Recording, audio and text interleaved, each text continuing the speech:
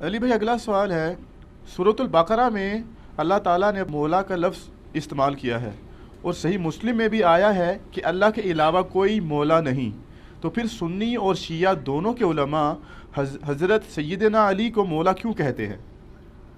میرے بھائی اس پہ آلریڈی میرا ایک کلپ ہے، اگر آپ یوٹیوب پہ جا کے دیکھیں نا، اللہ مولا اور علی مولا میں فرق۔ یہاں پہ ہمارے جہلم شہر میں بھی بعض جگہ نا وہ ایک ایکس تنظیم تھی، تکفیری پارٹی دیوبند مکتبہ فکر کی، جنہوں نے دیوبندیوں کی کافی بدنامی کروائی، اور میں اکثر کہتا ہوں کہ اگر تبلیغی جماعت نہ ہوتی تو دیوبندیت کی کمر توڑ دی تھی اس جماعت میں، قدم ہو چکی ہے۔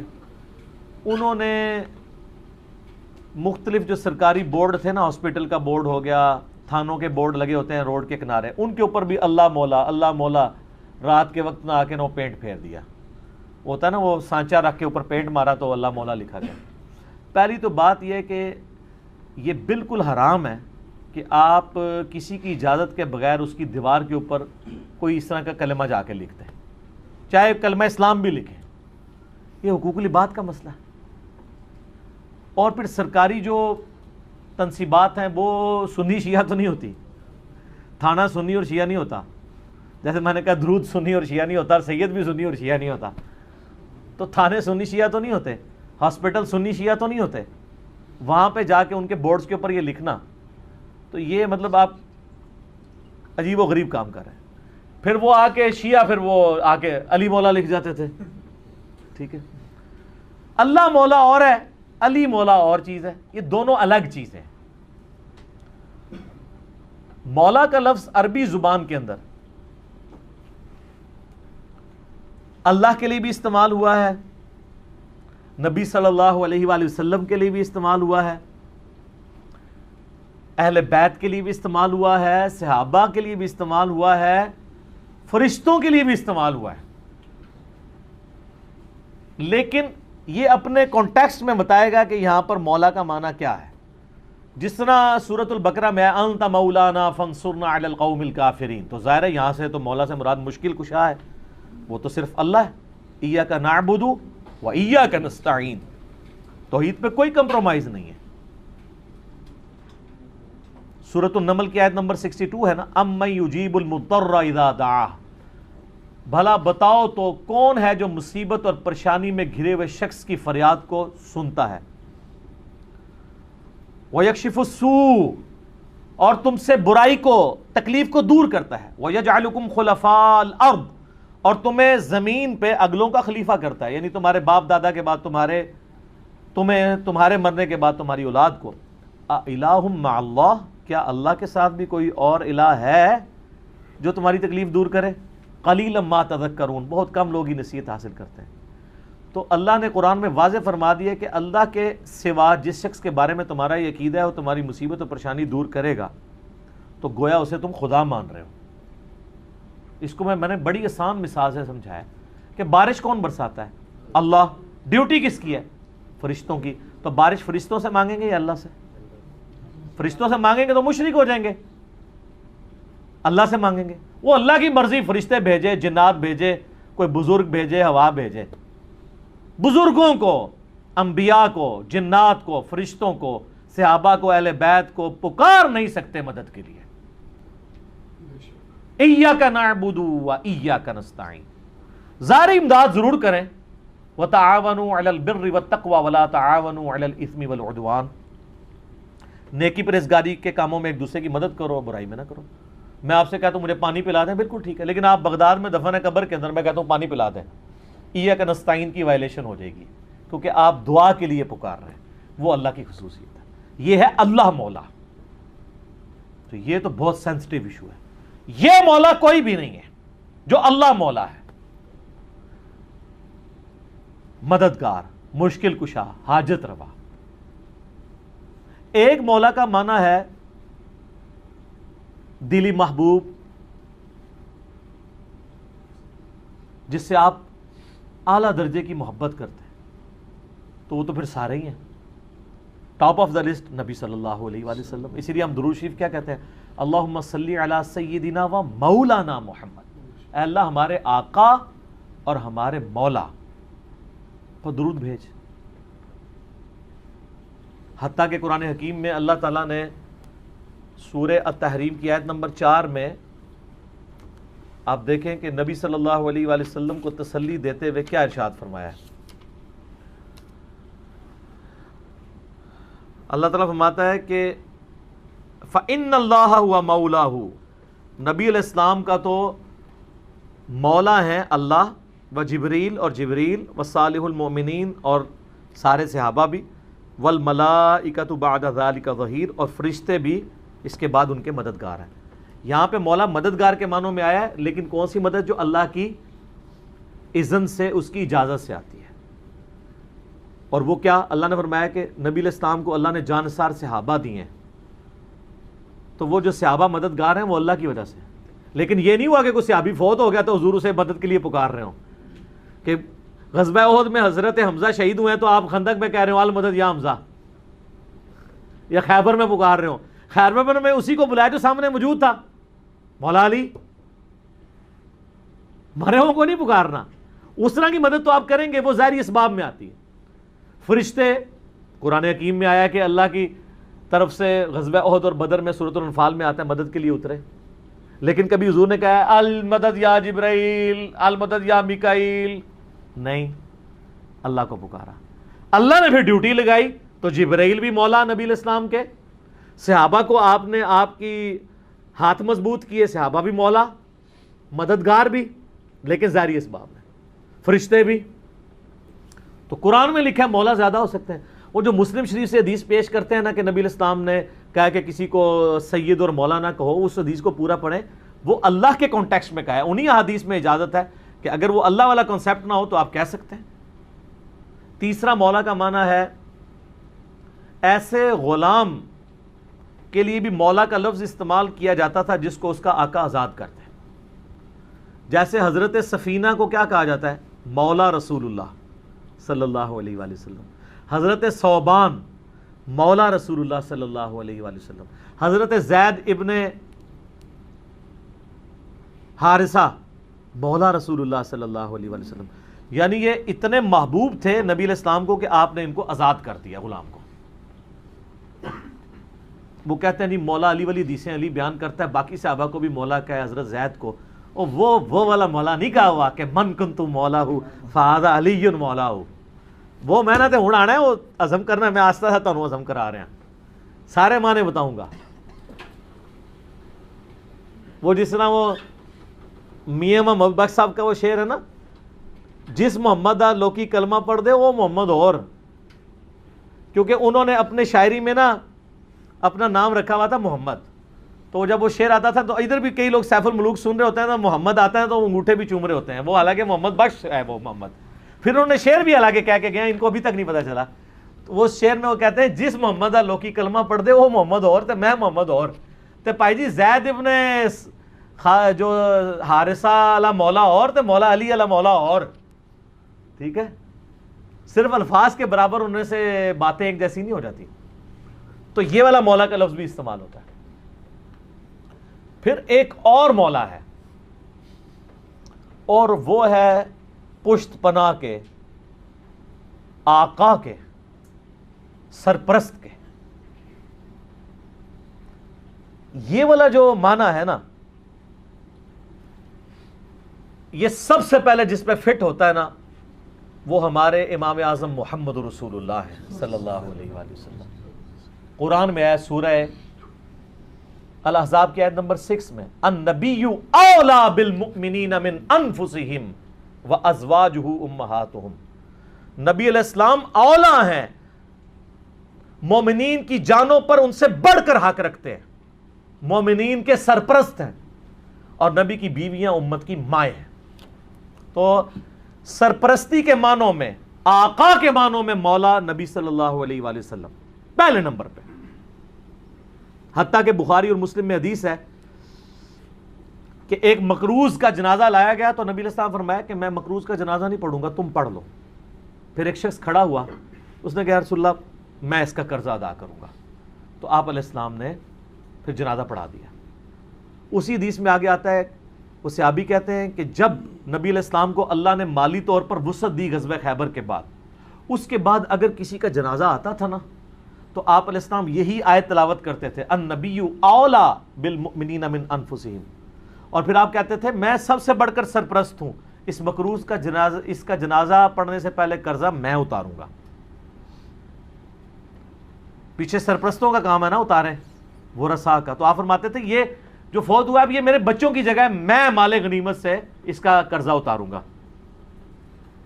تو اس بخاری مسلم کی حدیث کے تحت نبی علیہ السلام اپنے آپ کو سرپرست کہتے تھے باقیوں کا۔ تو یہ جو پھر آیت ہوئی النبی اولا بالمؤمنین من انفسہم، اس کا مطلب کیا ہوا؟ نبی علیہ السلام آقا ہیں، سرپرست ہیں یا ولی ہیں، شیعہ ولی کا لفظ استعمال کر لیتے ہیں سارے مومنین کے۔ یہ آپ نے یاد رکھنا ہے، بھولنا نہیں ہے، کیونکہ میں آپ کو اب اگلی بات بتانے لگا ہوں کہ نبی علیہ السلام کے بعد پھر اس امت میں جس کو مولا کا لقب ملا ہے نا ان معنوں میں، وہ مولا علی ہیں رضی اللہ تعالیٰ عنہ وعلیہ السلام وکرم اللہ وجہ الکریم۔ اور وہ غدیر خم کی حدیث ہے، صحیح مسلم میں اوپر تلے 4 حدیث ہیں، 6225 سے 6228 تک۔ نبی علیہ السلام نے حجۃ الوداع سے واپسی پہ مکے اور مدینے کے درمیان خم نامی گاؤں میں خطبہ دیتے ہوئے فرمایا، اے لوگو آگاہ ہو جاؤ، میں بھی ایک انسان ہوں، قریب ہے کہ اللہ کا قاصد یعنی موت کا فرشتہ آئے اور میں اس کی دعوت قبول کر لوں۔ میں اپنے بعد تم میں 2 بھاری چیزیں چھوڑ کے جا رہا ہوں، ان میں سے پہلی بھاری چیز اللہ کی کتاب ہے، اس میں ہدایت ہے، اس میں نور ہے۔ اللہ کی کتاب اللہ کی رسی ہے، تم اسے پکڑو، اپنا تعلق اس کے ساتھ مضبوط کرو، جو اسے پکڑے گا وہ ہدایت پہ ہوگا، جو چھوڑ دے گا گمراہ ہو جائے گا۔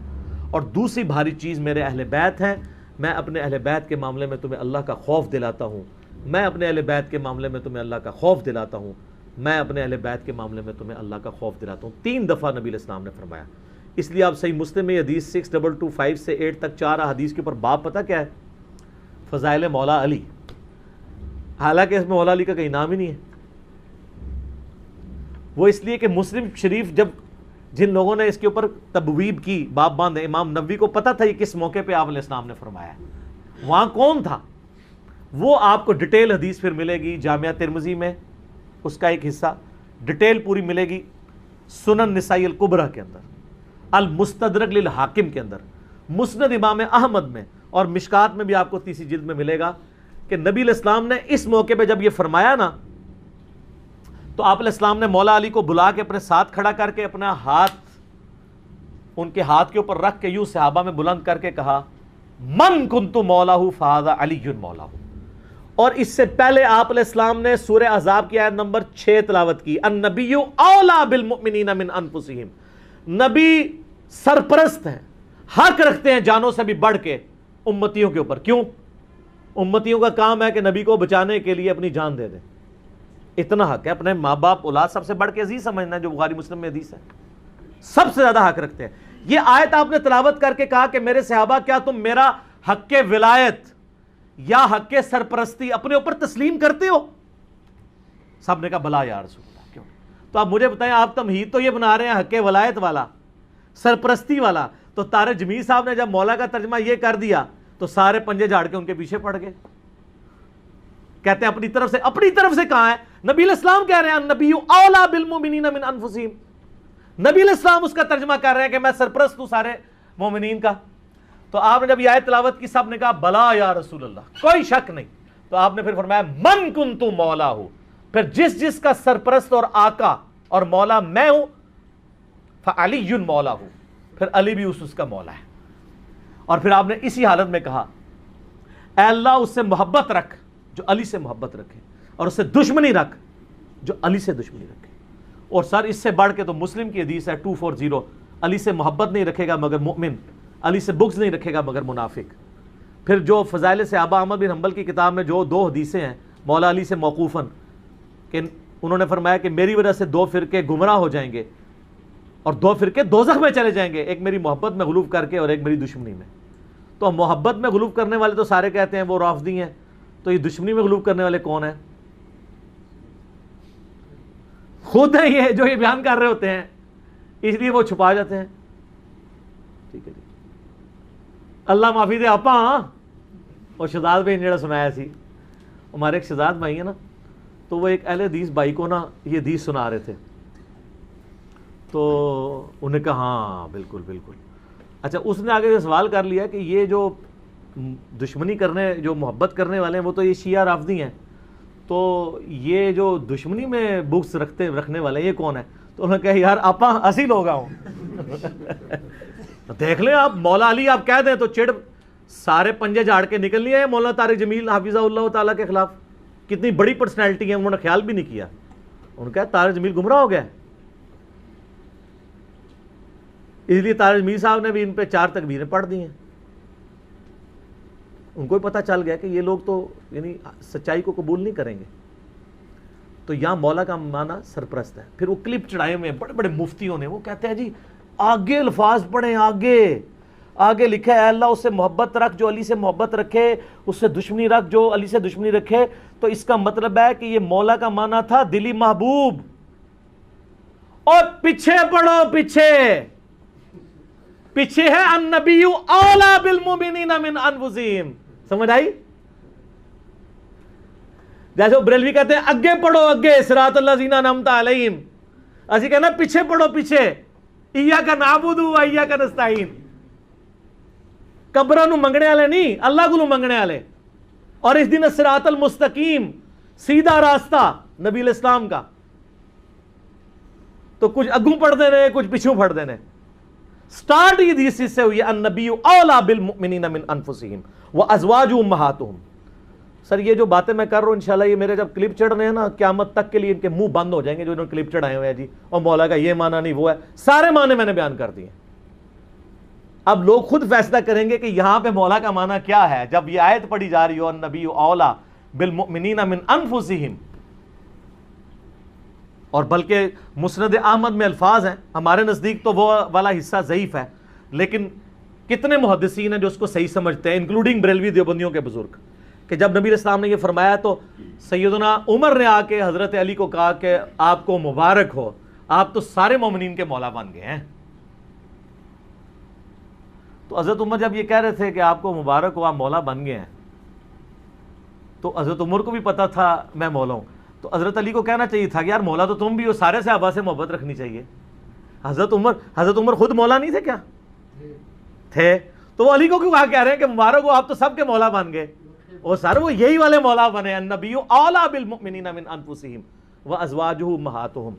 لہٰذا میں سمجھتا ہوں کہ مولانا اسحاق رحمہ اللہ تعالیٰ کا موقف ٹھیک ہے کہ امت میں مسلمانوں کے سیاسی طور پر پولیٹیکلی گورنمنٹ لیول کے اوپر جو امت میں خلیفہ اول ہیں وہ سیدنا ابو بکر الصدیق رضی اللہ تعالیٰ عنہ علیہ السلام ہے، اور امت میں روحانی طور پر نبی صلی اللہ علیہ وآلہ وسلم کے جو خلیفہ اول ہیں وہ سیدنا علی بن ابی طالب ہیں.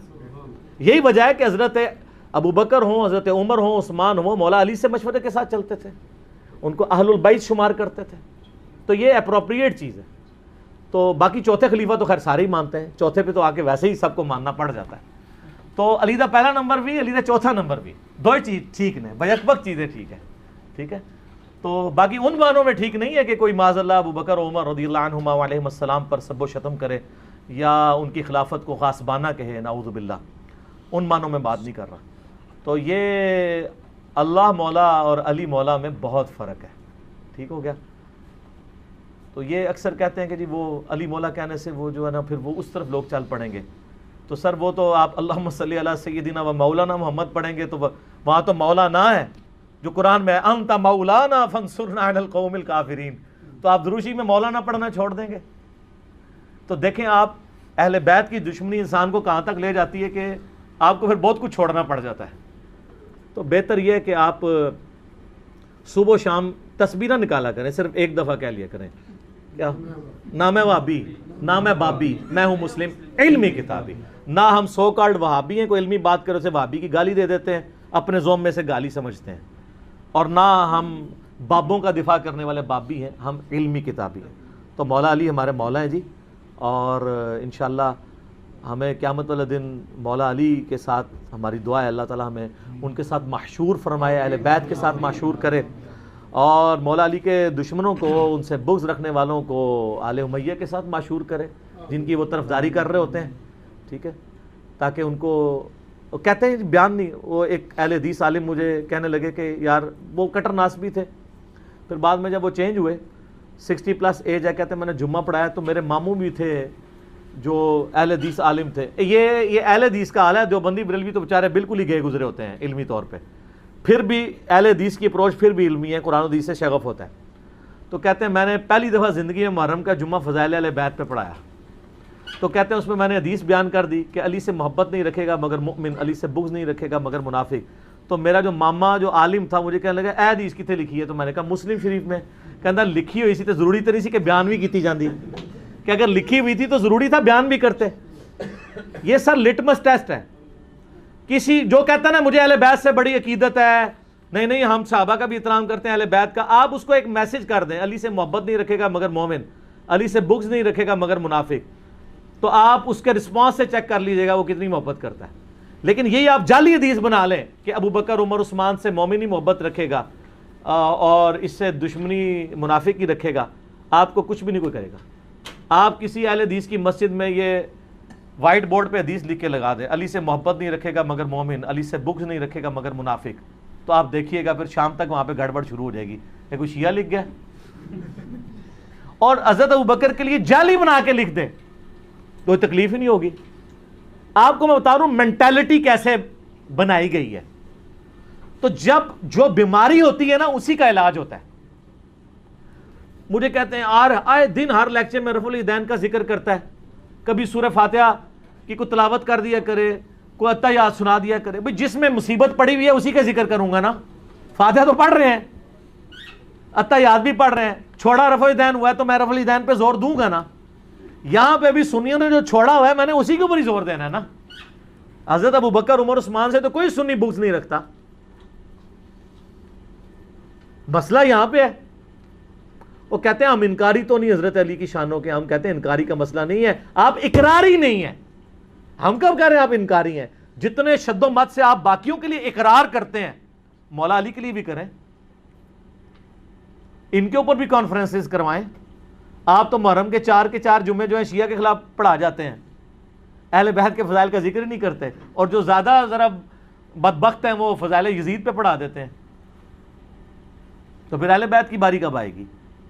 خود آپ نے ان کو ان کے کھاتے میں ڈال دیا ہوا ہے.